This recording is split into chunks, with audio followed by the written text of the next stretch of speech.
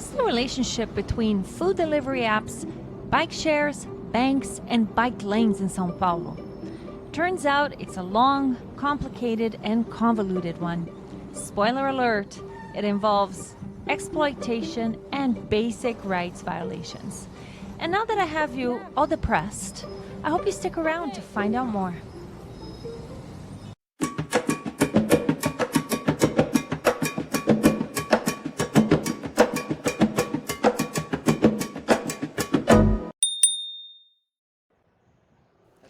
To be honest, this was not something I intended to talk about on my channel. Were it not for the exposure we recently had to the issue while visiting São Paulo in 2024.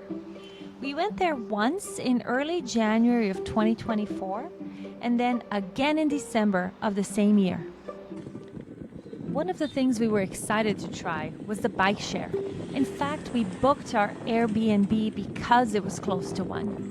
We knew that São Paulo had some pretty interesting bike lanes and a history of protests that led to the creation of these bike lanes. But that's for another episode. While the bike lanes mostly exist in the more affluent areas of the city, a large number of its users are food delivery workers. We saw so many of them using the bike shares, but once in a while we would see some using what looked like their own bikes. And while I was curious about this, I didn't really care as long as I found a bike at the dock for me. One thing that quickly became apparent was that these gig workers were mostly using the e-bikes from the bike share, making it nearly impossible for anyone else to get one. Every time we would see an e-bike on the app, we'd make our way to the docking station, only to find out that the tires were flat or the battery was dead. But most of the time, they were actually sitting right on top of them with their bags hanging off. I wasn't gonna mess with that. One of the things we noticed when we went back in December is that the e-bikes were completely gone from the bike share system. And now it was nearly impossible to find any bikes at all. We paid for a 2-day pass and ended up using them only once. I've known for a few years now that though third-party delivery apps, or 3PDs, provide convenience, it is at a significant cost to the restaurants. This article published in 2021, written by Winnipeg-based food writer Corey Mintz, highlights that this model only works for big restaurant brands and that workers also suffer because they're not protected by labor laws. If you haven't read Corey's book, The Next Supper, I highly recommend it. It's an eye-opening report on the changing landscape of restaurants in today's society. So, what happens when these gig workers are even more vulnerable by riding bicycles in a city of 12 million people in the downtown area alone, with very limited infrastructure?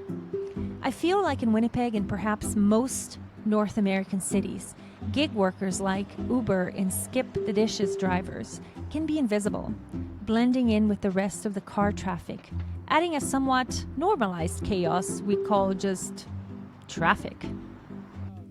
In São Paulo, the amount of car traffic is criminal to the point that the rich business elite don't even bother driving there, opting for helicopters instead. Getting stuck behind other cars makes little financial sense when you only earn $1 per delivery, especially considering both the time wasted in traffic and the expenses of owning and operating a vehicle.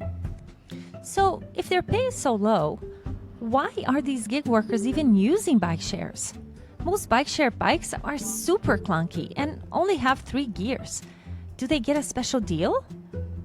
I get it if these bike shares allow for access to e-bikes, but we didn't see any e-bikes at all last time we went, not on the docks or in use. So one morning as we were riding around the city, thankful that we brought our own bikes, we noticed one of the stations on Faria Lima, the rich financial district, had more bikes than could possibly get docked. And there was a worker sitting there. Hopefully he'd be willing to talk to me. Oi, por que vocês estão assim? I approached him and started a conversation about the abundance of bikes at this station, seemingly out of nowhere. He explained that he was guarding the bikes because this is a high demand area with so many offices and bike share users. They can't dock all the bikes that end up here in the morning, and it's just not worth it to take them away because they'll just have to bring them back for the evening rush. But I was more interested in why we had such a hard time finding bikes on docks at all, and why the e-bikes were nowhere to be found. Turns out that Tembisi, the parent company, removed half of its fleet of regular bikes and 100% of the e-bikes due to high repair costs. The worker said that they're going to replace all bikes with new ones eventually and bring back even better e-bikes, but apparently they've been promising this for the past 6 months, and somehow I doubt it'll happen. We also caught up with one of the workers getting ready to pick out a bike for the day, so I asked him if he'd be willing to talk to me on record. He was quick to agree, and I asked him why he used a bike share bike. Did he not have his own? He said that he does ride his own bike to the bike share and leaves it locked up at the bike parking at the subway station. But then he told me the real reason is because he gets shorter delivery distances if he buys the bike share plan. They make us sign up for this plan so that our routes are shorter. If I use my bike, the routes are longer. I would like to know why, he said. Why do they make us sign up for the plan and spend that money in order to get the shorter routes? I was curious about this as well, so I reached out to my friend Jorge Queiroz, an activist in São Paulo, co-host of A Bici Como Ela É, a podcast, The Bike as It Is. I'm George. I'm 47 years old. I live in São Paulo since 2001. George is involved in activism and spends a lot of his time fighting for safe bike infrastructure in São Paulo. I'm in the cycling activist movement since maybe 2012. Turns out, Tembisi is operating at a loss after using up all venture capital. So they found out that most of the people that used to rent the bikes were the gig workers. So they said, "Oh, that's an opportunity." So they made a deal with the iFood that if you pay like a monthly fee, you have the right to get the better gigs, and it's a sort of a almost mandatory. If you want to get the best gigs, you have to sign up for this. It's another expense, so I have to pay for my transit to go to those places, and I have to buy a monthly fee to the bike sharing system to get $1. On their website, you can see the deal that Tembisi is willing to give the gig workers. At the cost of only 30 reais per month for 2 4-hour ride per day, compared to the 45-minute deals for other users, the workers sign up and automatically get preferential treatment, such as shorter routes and access to clean facilities so they can eat, rest, and use the restroom. Right? It's like some sort of, I'm doing something, and they make some 1 point. They did it 9 times. They open a space and they close the space because they have to spend money on this, and at certain point say, I don't want to spend more money on you, guys, so you're all by yourselves. The people say that the business is not delivery. The business is exploitation. They're in the exploitation business. So the thing is, to make the profit, we have to cut them rights, all the rights, the benefits, cut the wages to almost nothing, so I can make a profit out of this. And they work with food. They smell the food the whole day, and they don't eat. And I'm not saying that, this is not like a story. This is proven.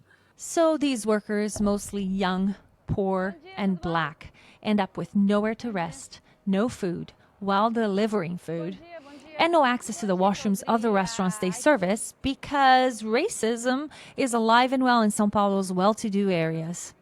Oh, and there's more. Remember how Tembisi and the whole bike share system is operating at a loss, but they're being sponsored by the largest bank in Brazil? Why is a bank still sponsoring a business that operates at a loss? This little detail became clear when we talked to Jorge's co-host, creator of Jornal Bicicleta, an online newspaper focusing on the bicycle, Rogério Viduedo. You know that a bike Itaú, you saw the bike sharing, orange, is sponsored by the biggest bank in Brazil called Itaú.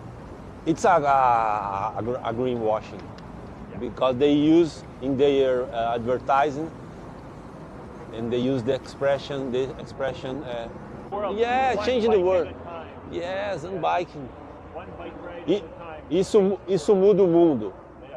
In fact, I have researching this company, not the bank, but the company who runs this bike sharing system called Tembici, raise money in the capital market, the ventures, you know? Yeah. And venture money. venture monies, and they are selling bonds to the Itaú's Green Investment Fund, and they sell carbon credits to the market, and this is a beautiful greenwashing generated by the guys who is working. Yeah. The food delivery guys. Pedaling 70 kilometers per day. Right. To make 50 reais a day. And Now that makes sense. Itaú boasts to be the highest issuer of green bonds in Brazil, 3 times more than their closest competitor. So nice to be green on poor people's backs, right? It's so nice to get, I'm saving the planet. And those guys get $1 per delivery and they're starving. And they work with food. Not to mention that we live in a culture of hurry. But now they're like promising 15 minutes delivery on the new system. So it's worse than Domino's on the 80s, right? We get your deliveries or get your groceries in 15 minutes on your door.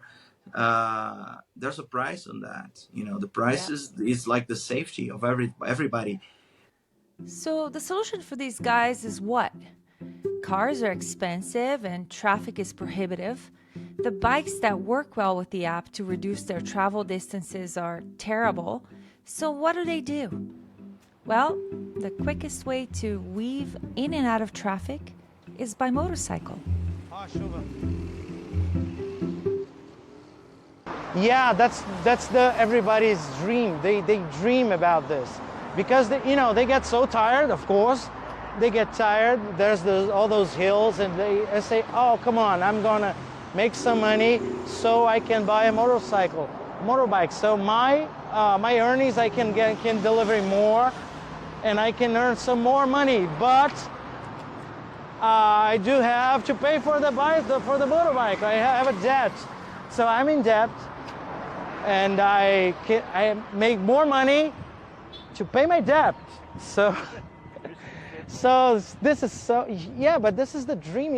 People, they live really far, and they have no. It's the motorbike. The motorcycle is like their freedom, their ticket to the freedom to go anywhere, to get girls, to go to the parties and make money. I'm 18 years old. What can I do? I make money. Just get a nap and start making money. Yeah. How can I say, you're wrong? No, you're not. No, There's no transit, no metro, no bike lane, no nothing. You get the only way to get in town is to get in a bus and wait for hours like this on your feet and say, I'm gonna buy a motorcycle. And then there's the politics of bike lanes, which seems to be taking over the whole world, pitting right-leaning against left-leaning politicians by using the bicycle. The recently elected mayor of São Paulo, knowing that most of his constituents really couldn't afford to switch from a bicycle to a car, but also really despising the red communist bike lanes, decided to encourage motorcycle traffic by creating blue motorcycle lanes right in the middle of major roads and highways. The accident rate in São Paulo in Brazil spiked. You know, it's insane since the delivery apps made a bloom after the pandemic, during the pandemic. 1,000 people died in São Paulo in 2024. Half of them are motorcyclists, 30% are pedestrians, and 44 of them were cyclists. That's the highest number since 2014, and an increase of 20% over the previous year. I asked George if they were mostly gig workers and whether that kind of number sparks any kind of outrage, or does it simply slip under the radar? They're not considered cyclists because they're young people. They come from the suburbs. They don't, of course, they don't wear helmets. They don't wear, they ride on sandals. They're not like the proper cyclists. And so, yeah, they're like second class cyclists.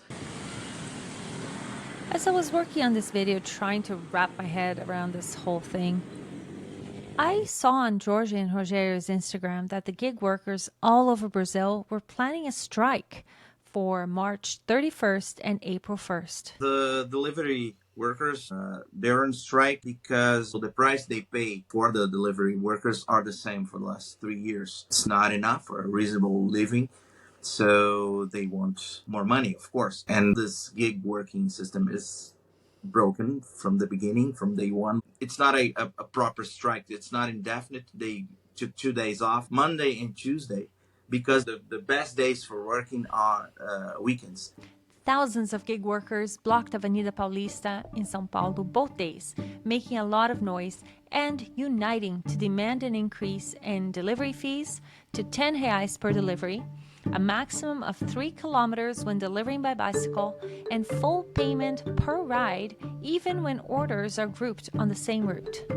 The protesters' banners read, "Billions for iFood, crumbs for delivery workers," and "iFood and Uber, parasites promoting modern slavery." Since its launch in 2011, the Brazilian food delivery service iFood has achieved a market value of $5.4 billion. The gig workers have been protesting almost yearly since 2020 with little results. Even as I was putting the finishing touches on this video, days after the protest had ended, there was still no word from iFood on whether they'd do anything for the workers. 2 slightly interrupted delivery days are hardly a drop in the bucket for a billionaire tech giant. Without a union and rights, they're left to fend for themselves. The thing is, it's really hard to organize people when the workers are just looking at their cell phones. They work by themselves. They are, you know, like everywhere on squares, on the streets, like looking through the cell phones. They're working by themselves. And you see the guy besides you. The guy beside you is like, it's not a co-worker. It's like a competitor for the same delivery. So they sell this lie that you can make more money and you can get rich by doing this because you make your own living. According to George, they're also brainwashed into thinking unions are evil and will take away part of their wages, so they're heavily anti-union. When speaking to the gig worker, he said he's stuck doing this kind of work because he's poor and has no qualifications for a job that pays as much. The minimum wage in Brazil is 1,500 reais a month, or $257. And if you're willing to work 14-hour days, 7 days a week, you can make as much as 5,000 reais, or $856 per month. Até mais, né? Vai depender do empenho da pessoa também, né? It's a lie. They say, oh, you're free to work anytime, you know, so you choose the time you work. But most of them, they work for 12 hours a day, 14 hours a day. So that's a strange kind of freedom, right? Not to mention that none of that money goes into their social security or injury and disability insurance. So what do you do when you have an accident and you can work? It's zero. So it gets from 5,000 to zero in a second. For a woman, it's impossible. You know, no maternity leave, not anything. It's not okay. It's just, Yeah. it's just like yelling to the society, say things are not okay. I didn't know that talking about gig workers using all the bikes in the bike shares was going to send me down this bike path. It made me stop and think and ask the question about who actually holds the power here. Do the workers? If some stop delivering, others will just pick it up. They have no rights, so if they strike, they starve. That's not even mentioning the issues women face in this type of work without proper access to restrooms, daycare, or maternity leave. Do the restaurants have the power? Restaurants face a lose-lose situation. They either sacrifice their profits by joining the delivery apps or risk becoming invisible to customers by staying off of them. So, does the power belong to the billionaires or to us? Can we shift our mindsets and delete the apps from our phones? Go for a walk to the neighborhood restaurant to pick up our food?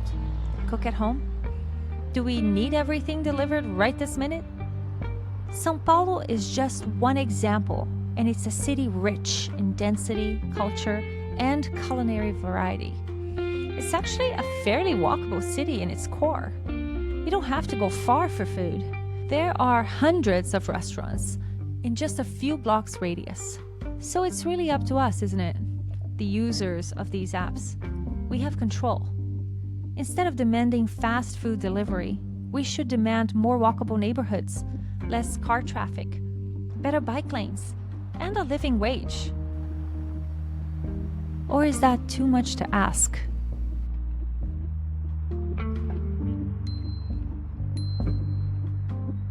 Thank you so much for watching. I'd love to hear your thoughts on this issue in the comments. Thank you so much to Rogério and Jorge for all the time you spent with us riding around São Paulo. Please consider liking, subscribing, and sharing this video with others. See you next time.